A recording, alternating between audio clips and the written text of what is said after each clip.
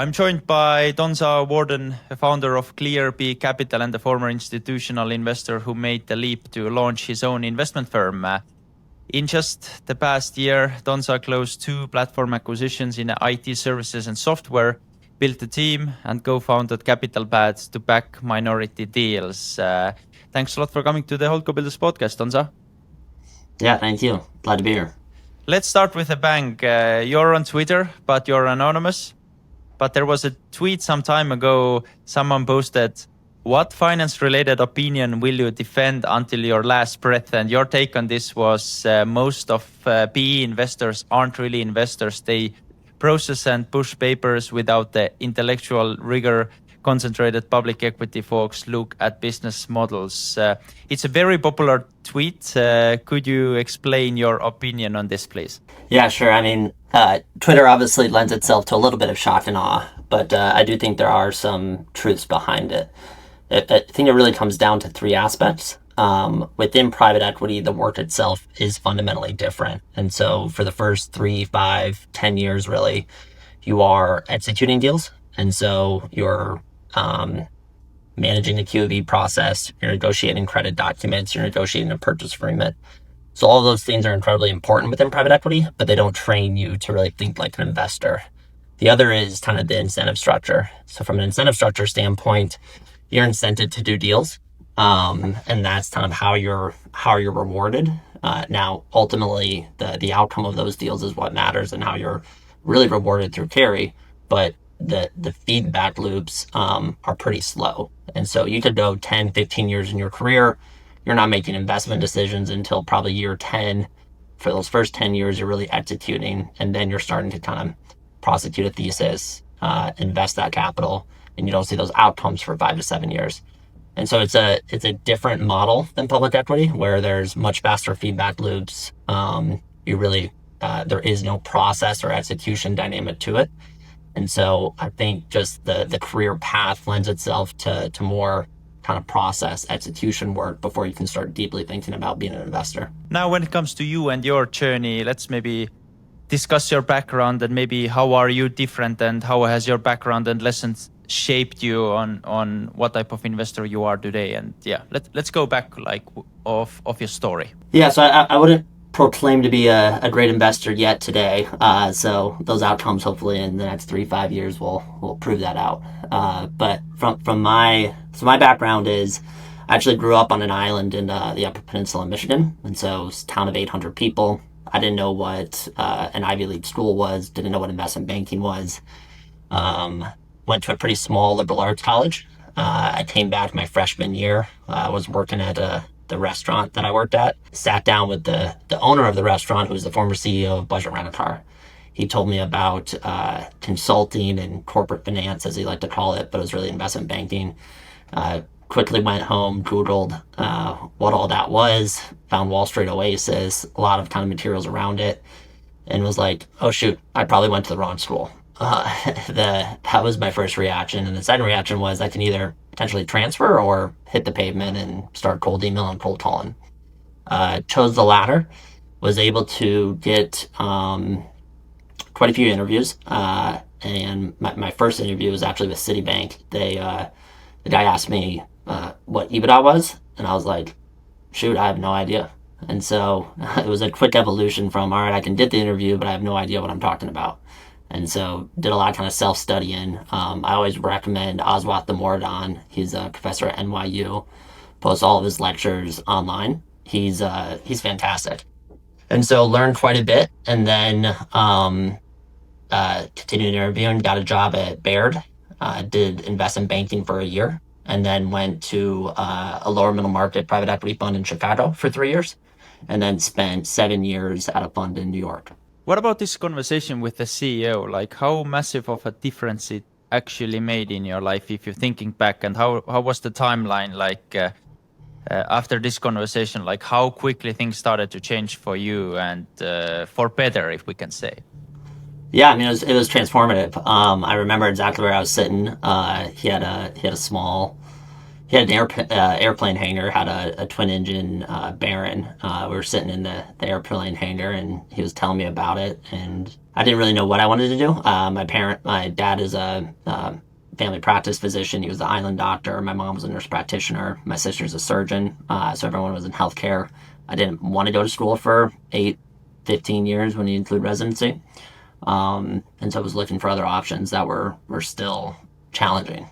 And so that was definitely a formative, transformative conversation. And then from there, things happened pretty quickly. Immediately started kind of reaching out to people as much as possible. We'd go to New York, Chicago. I used to sneak on University of Michigan's campus for informational interviews, all that type of stuff. Now, when we're talking about after investment banking, you were working in a private equity firm. How were the years there? What were the lessons? What were some of the things you maybe... Do you think like you stayed there long enough, or you wanted to stay longer, or how was it this time for you? Yeah, so most they're called associate programs. So you go into private equity kind of after investment banking. It's typically a two-year program, and so the expectation is always after 2 to 3 years you move on to another job, unless in private equity is very much kind of what dictates a career path is fund velocity and fund size. And so if the fund isn't raising money, or they're not deploying capital, and they're not kind of seeing the increase in funds, there's not going to be continued slots for you kind of moving up. And that's why most associate programs are 2 to 3 years. So it was very natural. Always knew that kind of going in, this was a stepping stone. It was a great firm. Two of the partners there actually co-founded another private equity fund, Longshore Capital, that one of those guys is definitely a mentor of mine and someone I look up to and chat with quite a bit. But the experience there was fantastic. A lot of it was fairly operationally intensive, and so one company was pseudo kind of CFO, and another company I spent 3 months on site helping them kind of prepare for a investment banking process and all of that. And so it was a great foray into private equity. It was also probably the start of a little bit of my creation of an investment philosophy. So if you have to share your investment philosophy, if you were on the stage, people listening, you have maybe 3-4 minutes, how would you sum it up, or how would you present this? Like, what is it, how you view on this, and how did it really happen that it ended up being what it is now? This episode is sponsored by Capitalpad, a platform co-founded by today's guest, Donza Worden. If you're an investor looking to access high-quality deal flow, go check it out. Capitalpad isn't just another sourcing tool. It's a beautifully built software product developed by world-class engineers and backed by operators with over a decade of private equity experience. It's built by people who truly understand both sides of the deal table. So if you're serious about investing, looking for great deal flow, go apply at capitalpad.com. That's capitalpad.com, and see for yourself. Now, back to the episode. Yeah, so I think the basis of it, kind of before I even think about how my philosophy, so to speak, is just it's hammering home the need for intellectual curiosity and intellectual honesty. And so constantly pulling on threads of how does this work? Why does it work? They had another tweet where I truly believe at the starting point, it's why does this industry exist? And then why does this company exist with this industry? And so it's constantly trying to ask those questions and getting conviction on why they do exist and will continue to in the future. And so it's always starting with kind of the industry perspective, drilling into why this company competes with that industry. I'm a believer in kind of Porter's 5 forces. Analyzing it through that lens in some form or fashion is helpful. Looking at kind of the competitive tension between your customers, suppliers, and then actual competitors. I think that gives you a good lens to kind of analyze both of those questions. And so those questions are incredibly broad. Our process is to continually kind of build conviction on those answers. And so a lot of times we'll synthesize an investment thesis down to 2, 3, 4 things. And we continuously, all the work we're doing prior to the deal is really just building conviction on, all right, is the answer yes to these things? There is even one more question, obviously. Number one is, why does this industry exist and will continue to do so? Number one. Number two, why does this company exist and will continue to do so? And you've added question number three as well on one of the tweets I wanted to discuss. And number three is, at what price is this attractive? Yeah, so that's a good point. To me, I like to divorce the business model from the price. And so the first thing I'm analyzing is what is this business model, kind of using that very high level framework, and then you drill down sequentially. I think then it's married up against what price makes sense. And so every business has a price, is my belief. Sometimes that price is negative, unfortunately, and so it's really kind of marrying the two of, if we believe X about this business model, and what it will do in the future, what price, is attractive under that fact pattern. What did you learn in that environment that you decided to keep, and what did you intentionally leave behind before launching Clearpeak? It would have been very difficult to launch Clearpeak without, the learnings I had at NMS at LaSalle. There's a prerequisite of being able to execute a deal, kind of find a deal and do the work of negotiating a purchase agreement, negotiating a credit agreement, understanding an operating agreement, managing QOV, managing insurance providers. So there's this basis of kind of execution that really lends itself to a mentorship model, and getting reps in. And so just having deal velocity matters. And so that's a 5 to kind of 7 year process. I would say the last 2 years of my institutional experience was really kind of prosecuting a thesis, primarily within IT services and going after companies like that. That gave me a great basis for talking with founders, working with investment bankers, ideating around what makes sense. I think all of that was necessary, and then really kind of culminated into launching Clearpeak.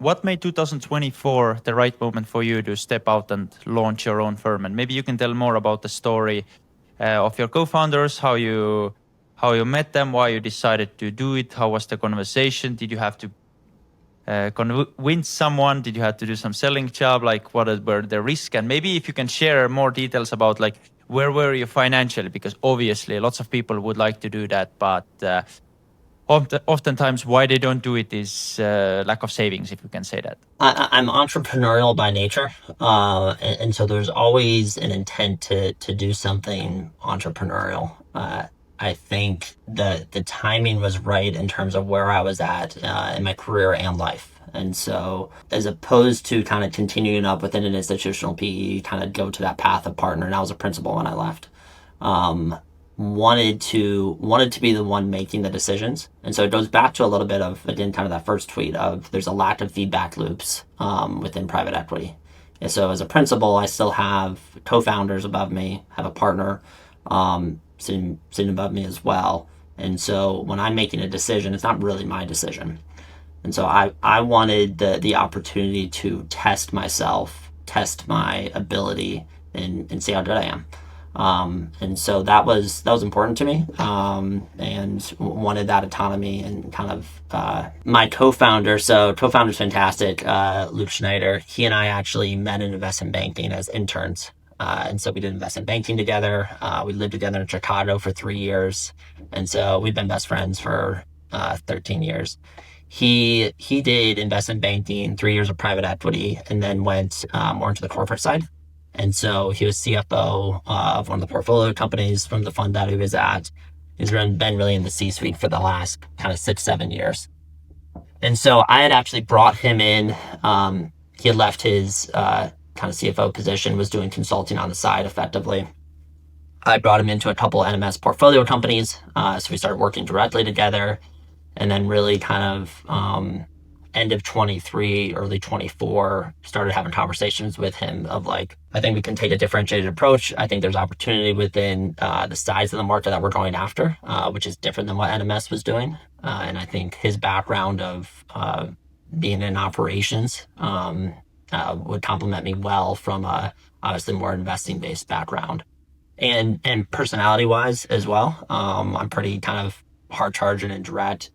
He's kind of balances me out in that regard also, which is great.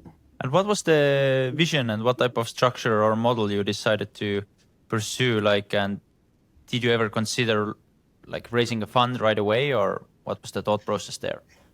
Yeah, I don't think we would have had the opportunity to raise a fund right away. And so I didn't come from I couldn't bring a track record to bear, and so wasn't ever kind of that opportunity. I don't believe existed. Maybe if I tried, potentially, but it seemed pretty low odds. And so the vision always was to do. We had kind of a public goal of we wanted to do one deal in 2 years. That was how we would define success.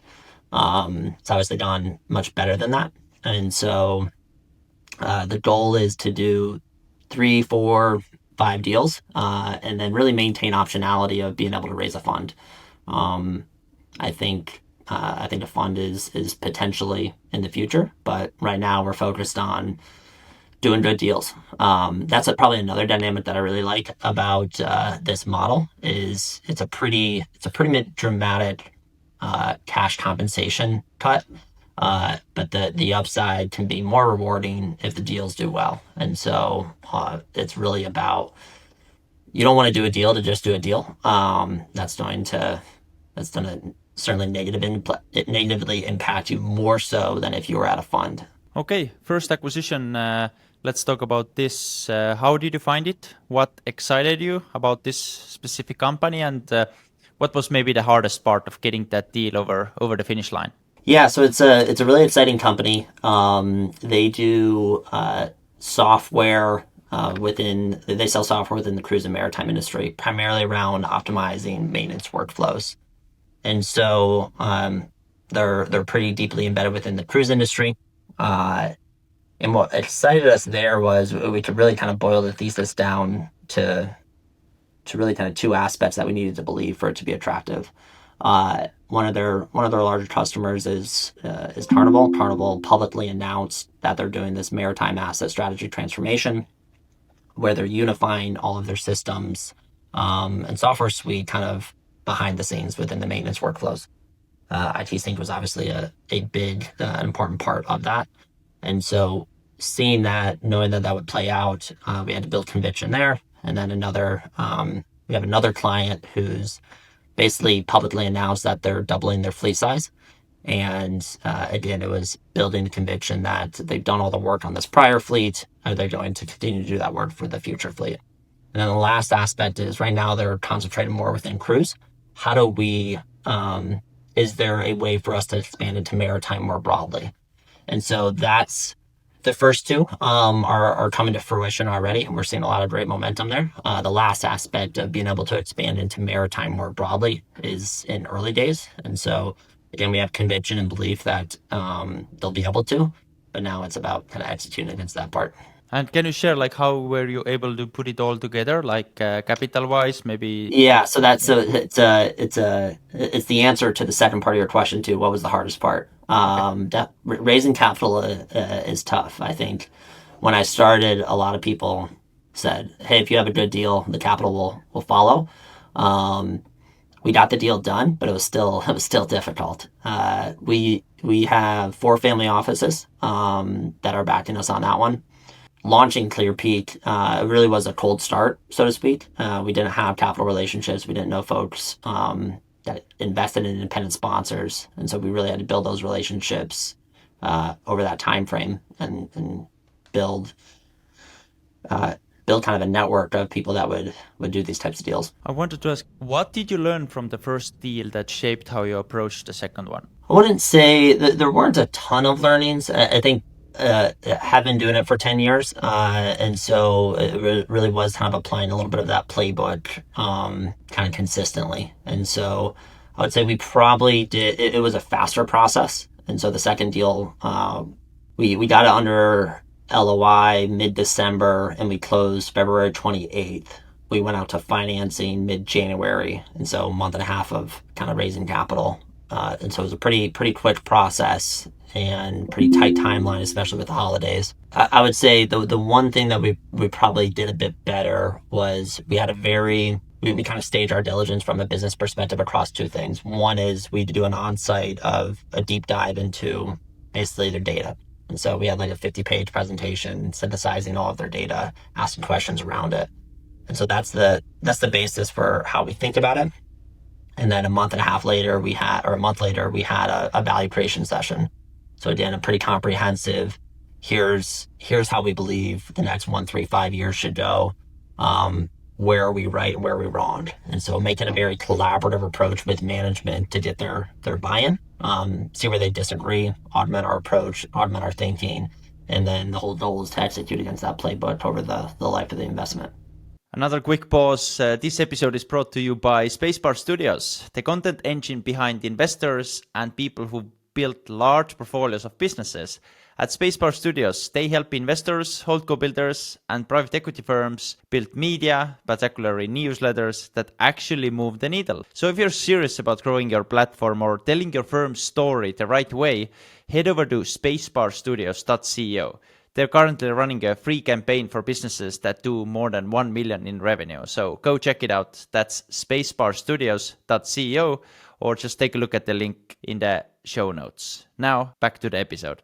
And you as founders, after closing the first acquisition, was it like, maybe you can say like easier to find the capital for the acquisition number 2 because of your track record that you've just done it? Your maybe confidence was a bit, obviously was higher. Was it any different? Yeah, so everyone says like get the first deal done and then it's super easy. I wouldn't go that far. I think every incremental deal you do, it should be easier, especially if those deals are doing well.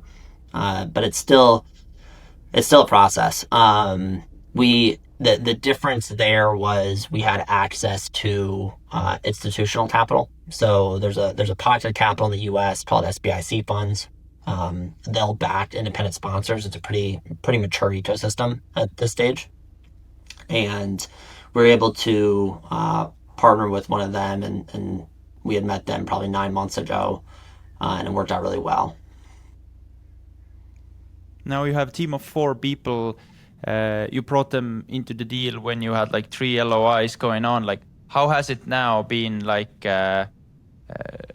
where are you spending your time now, having 2 portfolio companies? Like, what each of you is doing? Yeah, so when we closed Entara, that was February 28th, we basically said we're not looking at another deal until June 1st. And so have experienced that directive before where it's like, all right, we're going to focus on the portfolio, but really wanted to commit to that. And so we didn't even negotiate an NDA. There obviously, the problem with that is you get a teaser in from someone a banker and it's like, oh wow, that looks interesting. But there's always another deal. There's always opportunities out there. And so it's really staying disciplined with, look, we're not going to waste time on doing an NDA, doing a data book, doing a call with management. And so it's really, we were heads down until June 1st, where we just focused on the portfolio. And so both of these companies are very different in terms of what they need. And where we can provide value. And so it's really augmenting our approach and tailoring it to the companies themselves. And so IT Sync, they have an incredible delivery team, incredible product. They don't have a very robust sales and marketing function. And so we've helped augment that. Entara, they have an incredible sales and marketing team, great delivery, but they don't have a ton of visibility into financials. From a utilization standpoint, from kind of a gross margin standpoint. So we really kind of stood that up and helped them with that as well. And so spent time on both of those. Now we're back in market for kind of deal 3 and hopefully get another one done by end of the year or Q1. So in your work post-acquisition, what areas of value creation have the highest ROI? Is it product, pricing, sales motion, hiring? And how do you see it now when you're actually like doing the work? Yeah, it's company specific. So within IT Sync, the most value we can provide is really institutionalizing a go-to-market function. That will absolutely pay more dividends than anything else we can do. within Entara, they have a fantastic sales and marketing team. They have a great delivery team. They just need visibility and data to make more data-driven decisions. And so we're spending more time institutionalizing that. And so we don't take a kind of a cookie cutter approach of, all right, here's our 100-day plan. It's really kind of that when we're under LOI, we have 2 meetings, right? The first one is to do a full ingestion of the data and understanding of the business. The second one is to present on what we believe is the value creation plan, get their feedback, and then finalize it. And so that value creation plan is really where we create what does that 100-day plan look like? What does the next 1, 3, 5 years look like? And so it's really tailored and augmented on a deal-by-deal basis. What's your framework for deciding which investors to bring into a deal? And maybe during this whole process you went through twice, what red flags have you seen in investor conversations? So our first were 4 family offices. Second one was an institution. An important part is there's a personality fit, and that there's not any kind of friction around how we think, what we believe is the value creation. And so everyone's been fantastic. It's been great and they're a little bit different. Family offices are a little bit more passive. The institution is a little bit more active. Yeah, we present to them kind of monthly financials, and so they have a seat at the table, so to speak, and it's been good. And so they're great advocates for us. They really kind of let us run the company and manage it. And then the 4 family offices have been fantastic as well. We give them kind of quarterly updates. An investor that we didn't partner with, there's a saying that if you met one family office, you've met one family office, and that every family office is incredibly unique, and that they all have different ways they go about things. So we met with one family office where one individual who probably didn't have the ability to do the deal, but was presenting to us as though they could do the deal. And we had agreed conceptually on kind of our economics. We agreed conceptually on how much they were coming in for. And then he brought it back within their kind of their structure, and it didn't work. And so we were operating under the assumption that, all right, we've got X amount of capital locked up at this kind of our economics, and ended up kind of falling through. And so you don't really see that in the institutional landscape. It's much more kind of programmatic. But I think within the family office landscape, there can be pretty wildly different people and positions and how they approach things. Trying to understand some of the strengths and weaknesses maybe currently going on with the portfolio companies, with the team, because you're in there doing the work. So what's maybe one thing your team is doing exceptionally well, something which is your, let's call it like a superpower, and maybe on the other hand, what is like a weakness, something you need to get better quickly in the next maybe 6 to 12 months? Yeah, I would say what differentiates us is probably the depth of work that we do, in terms of really understanding what these companies do, again, why they exist, why the industry exists, and why it will continue to do so.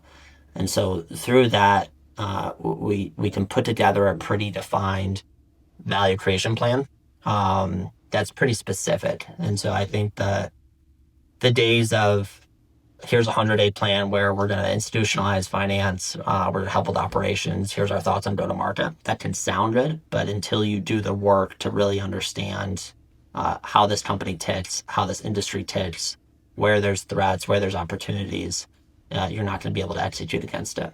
And so I'd say what differentiates us is just the depth of work and thought that we do prior to a deal, and then really kind of thereafter as well. Say a weakness is a bit, there's always a trade-off, right? Like we have a finite amount of time. And so we have one deal where we effectively passed, but we did a pretty comprehensive presentation on like, all right, here's what our preliminary value creation plan would be. Execute against that value creation plan over the next 6 months, and let's keep talking. It was a proprietary deal. We think it probably made sense from a time perspective of, all right, let's roll out kind of what we see, what that playbook is. But the flip side is that obviously it took time and attention away from doing other deals. And so it's always a balance between going really deep, understanding something, versus kind of, all right, is there value being driven here? now talking about one specific tweet you've posted not too long ago, and it's a tweet. Someone posted that Mark Zuckerberg on the best advice Peter Thiel ever gave him, and there is one quote: "In a world that's changing so quickly, the biggest risk you can take is not taking any." And you retweeted it by saying even more applicable today. What I want to ask is, saying and knowing this yourself personally, how are you acting on this today? Yeah, so I think going the independent sponsor route from institutional PE is a pretty big risk. I think there's you can have a very comfortable life moving up the ladder within that framework, and so I think there are headwinds within the institutional PE landscape. Say it's a very comfortable seat for the next 3-5 years, but there, I believe, a swath of middle market funds that they're having trouble fundraising. There can be a dynamic where you don't have that path to partner, and so taking that risk, I think, is important, especially if you kind of want to have a really outsized life outcome. There's probably a little bit of the whole AI stuff, right? Of fast forward 5-7 years from now, if a partner can do the job of an associate through principal, and apply, so all of that execution work, all of that memo creation, if they're able to do that through functionally AI, then the skill set of being able to find good deals and then execute against them, that's much more valuable. And the sooner you can take the risk of, all right, let me start allocating to my ideas, I think you're going to be better positioned for if that future ends up happening. What's maybe this personal skill you've had to develop the most in this journey from institutional PE to entrepreneur? Maybe it's managing people, maybe it's becoming more of this visionary, selling some type of idea to people you work with. Is there anything you can bring up? I'd say the biggest difference is the decision making really stops with you. And so previously you're working with a partner, working with a founder in private equity, and ultimately the decision is their decision. So my job was to present, here's the problem, here are multiple solutions to that problem, this is the solution that I think is best. That was my job previously, and now it's selecting what I think is the best option, which is a different dynamic. But it's been fun. It's kind of why I wanted to get into it, to again kind of test myself and test my ideas. And working hours wise, how much is your life different now compared to your previous life? Definitely working more, which is funny, but it really, the deals wax and wane, right? When you're in a deal process, it can be quite a bit. So it's not a matter of, all right, I've got 2 portfolio companies, I'm playing golf at 1 p.m. It's more like 2 days ago, I was up till 1 a.m. Working on a presentation. And so we don't have that robust team that I had in institutional PE. Like in institutional PE, you're working pretty similar hours in banking your first associate years. It gets a little bit better at VP, and then when you're principal and kind of junior partner, it continues to get better, where you're ideating, giving ideas, and then people execute against that and present to you. Here, we're a small team, and so everyone's doing the work and kind of pulling their weight. Are you happier now, or you were happier before? Definitely happier now. Again, running your own thing, having that autonomy is what makes me tick personally, and so I think that's been fantastic. Now, if you asked me prior to getting IT Sync done, our first deal, it's probably a bit of a question mark. But once you're past that first deal, it's definitely been great. Again, thinking about the future, what would winning look like for you personally? Yeah, I want to be known by my track record, and so being able to put up great MOICs and IRRs, that's what gets me excited. If I could look back and show a top quartile, top decile returns, that's winning, and that gets me excited. So that's the ultimate. It goes back to kind of I want to test my ideas, test what I'm doing. That is kind of the ultimate affirmation that what I did do makes sense. I know it's for you. It's super busy at the moment. It's this execution only phase, I guess. But do you have time to study and learn something? And if yes, what do you study now? So we continue to go deeper within IT services and B2B verticalized software. And so we're continuing to build out theses within that. And so I kind of bifurcate my learning into what is going to directly advance ClearPeak and doing that industry research and that thesis development. That's a very kind of one-to-one correlation. I think curious by nature, constantly learning. And so continue to read kind of quite a few nonfiction books. Went down, I think I mentioned earlier in my career, down to psychology, evolutionary biology, kind of all of the different Munder type books, understanding mental models. And so continue to kind of augment my education through that avenue as well. Has there been anything recently you've learned, studied, read, this one idea or maybe lesson, again, you learned recently that maybe changed how you approach business or IT or life in general? I know it can be a very loaded question, but maybe there is something. I don't know if it's a recently. I think it's a continued belief that like intellectual curiosity is what differentiates people. And so constantly pulling on the thread of why is incredibly important. I tell my VP that anytime I say something, you should be thinking about why I'm wrong, or why what I'm saying like has a intellectual basis for being right. And so the best thing that my VP can do is tell me why I'm wrong and point me in a direction that says, all right, this is what we should do. And so it's constantly pulling on having that curiosity of saying, why does someone believe that? What is the basis for that belief? Is that basis correct? And so if you can really kind of dissect someone's kind of train of thought and logic or a different kind of logic train, that's what's gonna kind of push you to continue to be successful. And what is your favorite book? I'm an avid reader myself. I know people who oftentimes pick up those books, what people suggest. So what is your favorite book? It would be tough to synthesize down to one, but one that was pretty transformative and interesting is probably Behave, by Robert Sapolsky, I think is the name. And so that goes through, it's a little bit around genetics, neuroscience, psychology, in terms of like why people make decisions, and it really kind of dissects what level of agency exists within a person. And so I think it's a fascinating look into kind of the human mind and the way people think and the way people do things. Okay, Donza, thanks a lot for doing this. More than happy to do it again in 1 year from now to see have you been able to acquire a company. Wait till deal 3 and 4. Yeah. Then maybe we can.